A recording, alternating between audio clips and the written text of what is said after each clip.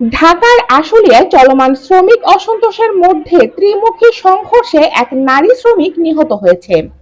এ সময় সংঘর্ষে আহত হয়েছে আরো অন্তত ৩০ জন। নিহত নারী শ্রমিক মোসাম্মত রোকেয়া বেগম মাসকট গার্মেন্টসের সহকারী সেলাই মেশিন অপারেটর হিসাবে কর্মরত ছিলেন। জানা যায়, মাসকট গার্মেন্টস শ্রম আইনের ১৩ এর ১ ধারায় বন্ধ ছিল। আজ সকালে বন্ধ কারখানার ফটকে মাসকটের শ্রমিকরা অবস্থান নেন।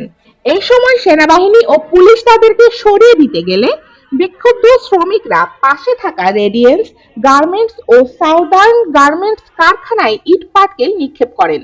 এক পর্যায়ে তাদের মধ্যে ধাওয়া পাল্টা ধাওয়া শুরু হয়।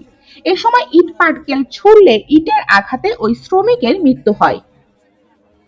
অপরদিকে গাজীপুরে বকেয়া বেতনের দাবিতে মহাসড়ক অবরোধ করে বিক্ষোভ করছেন একটি কারখানার শ্রমিকরা।